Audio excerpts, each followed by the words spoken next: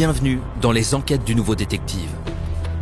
Le Nouveau Détective, premier magazine d'enquête sur les grands faits divers, et Engel présente Les témoins étaient nus, une enquête de Mathieu Fourquet.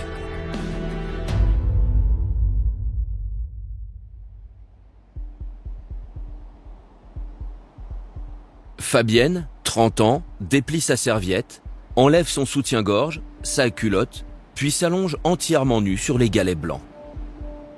Bientôt, des perles de sueur font luire ses seins et ses cuisses au galbe parfait. Ce 23 juillet, il fait 30 degrés à Lyon. Le temps est idéal pour parfaire son bronzage. Profitant d'une pause dans son emploi du temps, Fabienne n'a pas hésité. Direction le grand parc Miribel-Jonage.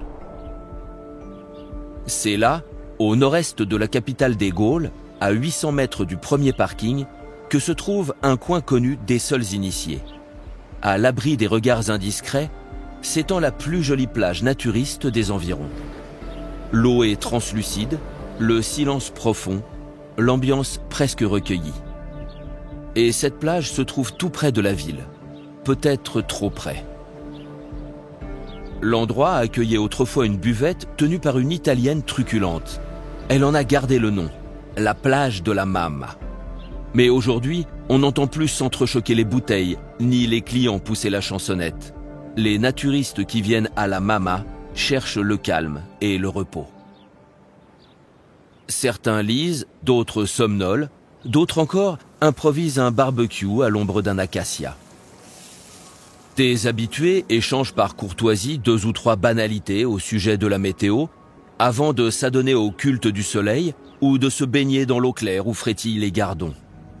Ici, n'est admis ni tapage, ni exhibition.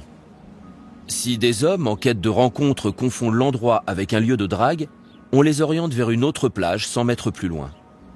Les 2 communautés se côtoient sans se gêner. L'endroit est harmonieux. Tandis que la chaleur l'enveloppe, Fabienne se sent parfaitement sereine. Il y a pourtant 2 crétins malfaisants à 10 mètres d'elle.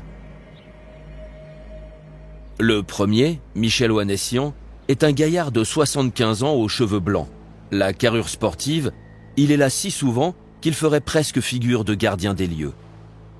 L'été, chaque samedi, il arrive dans les premiers, s'installe près de l'entrée, plante ses 2 parasols de part et d'autre de son matelas gonflable, bien symétrique, et abandonne sa grande carcasse aux rayons du soleil. De temps en temps, il tire d'une glacière des fruits frais qu'il offre à la cantonade. Il est apparemment respectueux et très à cheval sur les règles de savoir-vivre de la plage. Manque de chance, il est aussi d'un racisme agressif. Pas moyen d'échanger 2 mots avec lui sans l'entendre vomir sa haine des Arabes. Moi, je suis allergique aux bougnoules. Mais vous verrez, un de ces jours, je vais m'en faire un. Le voir mimer la manière dont il flinguerait les Maghrébins, nus sur sa serviette, est un spectacle dont on se passerait bien. En général, heureusement, Michel Oanessian se tait, ce qui lui permet de passer pour un brave type. Sauf qu'il n'en est pas un. En réalité, c'est un forcené qui guette la première occasion pour faire un carton. En semaine, il s'entraîne au tir sportif. Sa licence l'autorise donc à porter une arme, si bien que chaque samedi, quand il vient à la Mamma, il a son Glock 44, un pistolet compact autrichien planqué dans sa sacoche noire.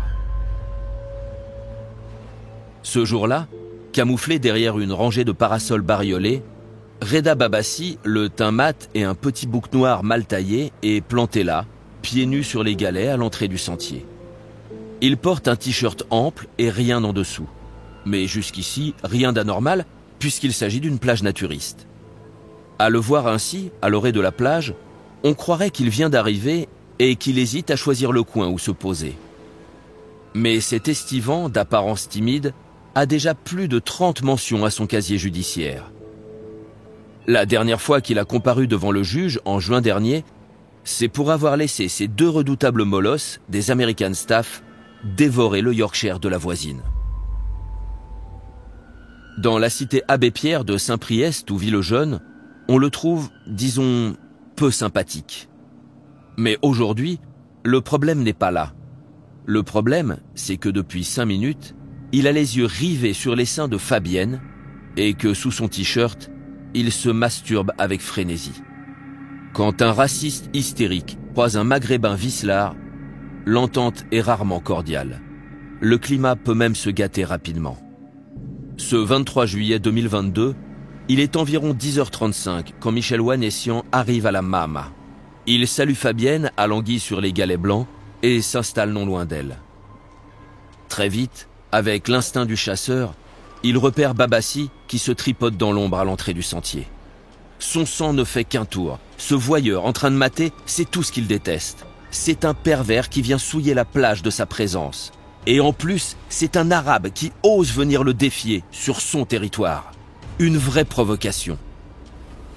D'un geste, il saisit sa sacoche noire et se dirige droit sur Reda Babassi pour l'apostropher. « Viens un peu, toi. On va régler ça entre hommes. » L'empoignant par le t-shirt, il l'entraîne à l'écart dans les fourrés qui bordent le sentier.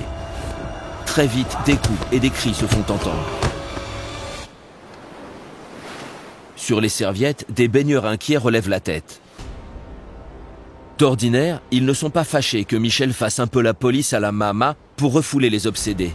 Mais cette fois, ils ressentent l'agressivité excessive du justicier autoproclamé. Tous craignent que l'affaire tourne mal. Certains alertent la police, notamment la patrouille qui sillonne le parc en VTT. Mais le temps que le message passe, il est trop tard. 3 détonations claquent.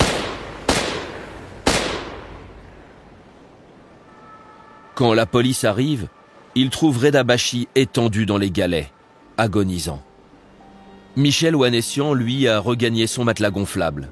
Il a la courtoisie de remettre son short avant de se laisser interpeller. Sa défense est simple. J'ai voulu intimider ce sale voyeur. On s'est bagarré et les coups sont partis tout seuls.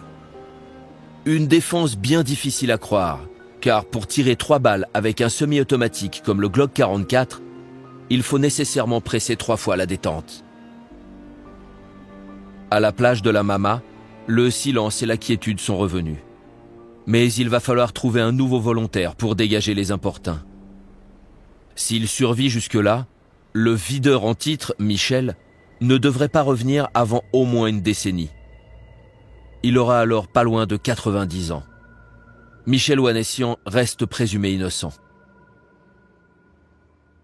Pour ne rater aucun épisode, abonnez-vous à notre podcast sur votre plateforme d'écoute et retrouvez tous les mercredis nos enquêtes dans le magazine Le Nouveau Détective. Nos podcasts et nos enquêtes sont également disponibles sur lenouveaudétective.com. Si l'affaire n'a pas encore été jugée ou venait à passer en appel, nous rappelons que les protagonistes bénéficient toujours de la présomption d'innocence. Les noms et prénoms de certains personnages sont susceptibles d'avoir été modifiés.